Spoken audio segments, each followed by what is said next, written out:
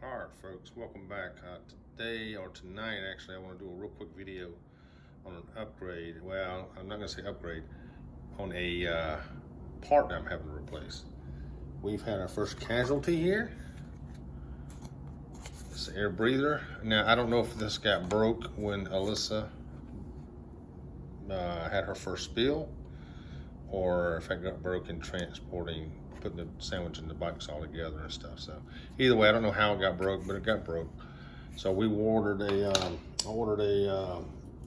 went through Monster Scooter Parts and ordered a new air filter. Now I'd already started putting this thing on before I started the video. So I took this back off. This is what I ordered. It doesn't look exactly like the one. Now the back part of it does. Looks pretty close. But the front of the air cleaner, see, they look, it's a lot different. This is a lot bigger. I actually, as far as the size, I actually like the original better. But I ordered it. It was specifically for this CC100x and another model. Now, real quick, go ahead and take this off. I've already taken this apart. There's the air cleaner. And this has got a screen in here. The other one had a screen also here. I'll show you folks that. It had a screen. But you notice this has got a blank here. And it covers where the OHV system goes in. So I guess to help you from getting trash up in your system. The other thing about this particular backing here, I'll show it to you side by side. They look pretty close. This is actually just a little taller, but I actually had to drill out the hole here. Had to drill it out, folks, and put it in there. And what that's for is for the vacuum line. It goes from the gas tank down. Now, of course, when I was a kid, we did, with vacuum lines and all that stuff didn't go into the breather. They just, we usually capped them off with either a rag, paper towel, or something with some tape. Just capped them off just so dirt wouldn't get up in here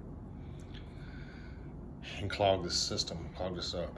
Because if you don't know anything about vacuum lines, folks, you have to have a vacuum regulated line for your air tank, or eventually all the fuel that's being pulled out into the carburetor, it'll cause a vacuum and it won't let any more fuel go out. So you have to have something to counteract that, which is where your vacuum line comes in. So I'm sure most of you folks already know that, but just throwing that out. Here also we had some damage when we're either, again, where Alyssa had her first spill or where we just transported it. I don't know, I wasn't paying too much attention, but I noticed this about the same time I noticed this piece was broken. So again, everything else mounts up. I've already double checked this, and I actually had already put this on when I was like, hey Rick, just go get the camera and just do a video real quick, show these guys how to do it, just in case you guys or girls running across the same issues, or you got one of these little mini bikes running across the same issues. It's not that much. I think this thing cost me 20 bucks, maybe 25 bucks. And it got here pretty quick, a couple days. And just be prepared to drill that vacuum line hole out. On a different note here, I'll show you on this here.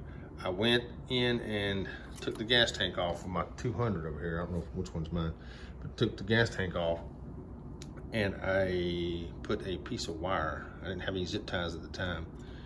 On the governor spring, there's a governor spring underneath the tank, and what that does is it doesn't allow the governor spring to expand. So when you take off, or when you throttle up, it pretty much it doesn't govern it. So now I have seen a major increase between my mini bike and Ivy's mini bike, because they're identical.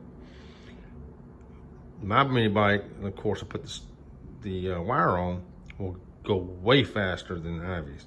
And next time we take them out, I think we're gonna take them out tomorrow, I'll show you folks the difference in the speed, even with me on it. And of course, I weigh 3 times the amount as Ivy does. And it's a lot faster than hers, just from doing that one upgrade, or I say upgrade, that one hack of putting the governor spring on it. Now, as far as the wear and tear on the engine over long term, will that affect the engine? I don't know. I just know that a lot more power and a lot more speed, top end speed on the just from doing that one hack.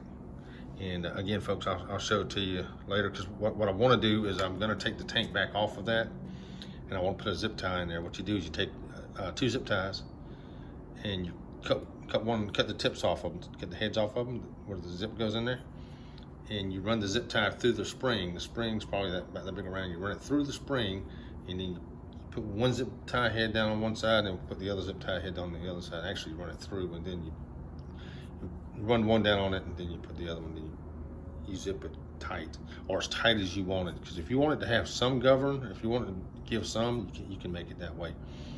Now the alternative to that is going into the engine. Oh, real quick, folks, don't forget to put the vacuum hose on before you bolt this in. Now you can do it after, but it's a lot harder to do it after than it is to do it right now.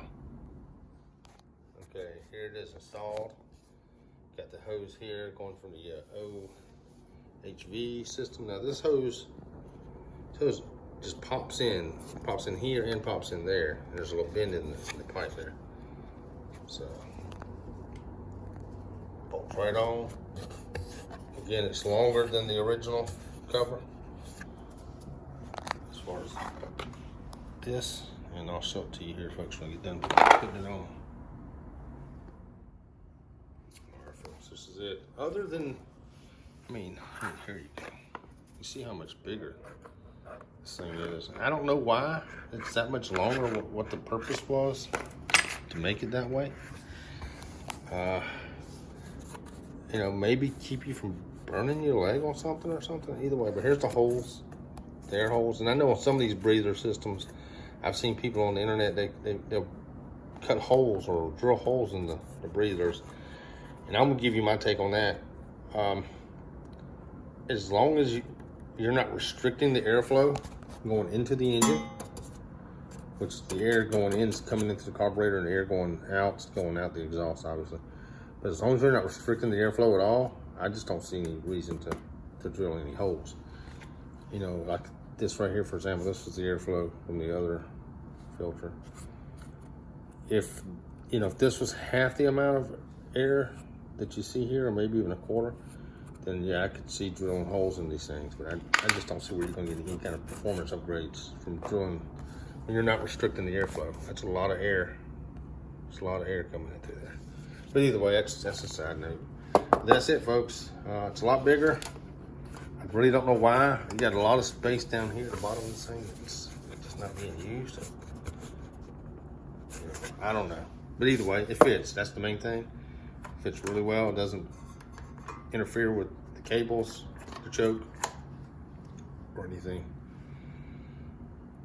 All right, again, folks, if you would like, subscribe to the channel. If you found this interesting, give me a thumbs up.